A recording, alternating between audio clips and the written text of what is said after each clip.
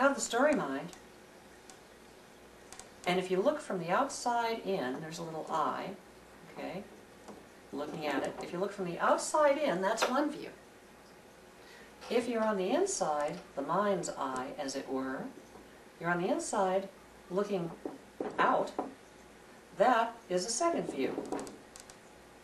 Now, inside, you play devil's advocate with yourself.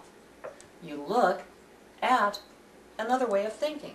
You look at, this is who I am. This is where I'm positioned in my mind. Not in the brain, remember, this is just a symbol for mind here. Story mind. Let me write that.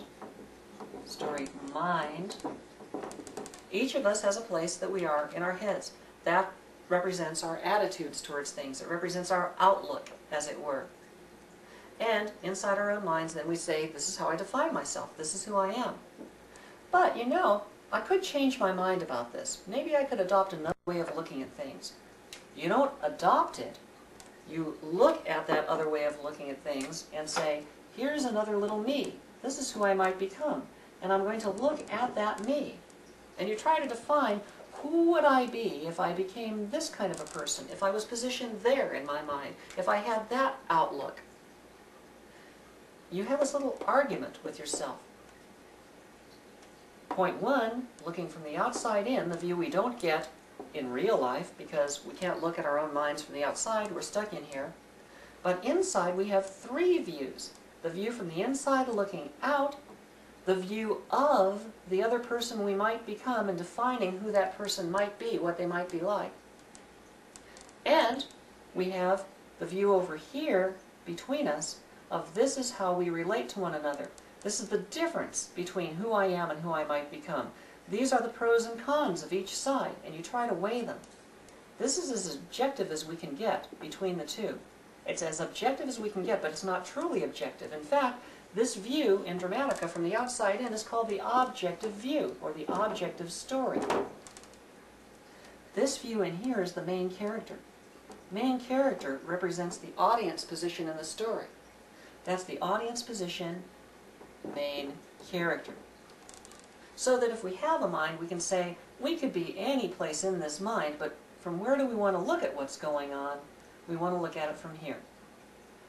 The view that we're looking at of who we might become, the alternative ego we might adopt for ourselves, the other outlook that we might adopt, that's the obstacle character. We'll talk more about these in a moment as to how they apply to story specifically. And between the main character and the obstacle character, our current outlook and the outlook we might adopt, there is this other area here, and that's the subjective story.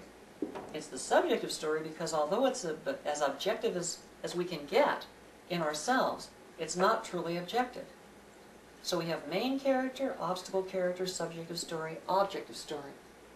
Now the main character represents I, me, who I am.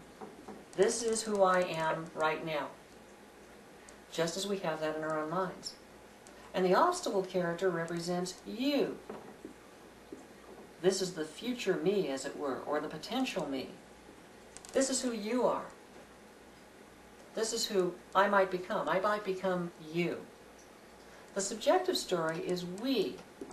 This is the difference between us. This is how we compare. And the objective story is they.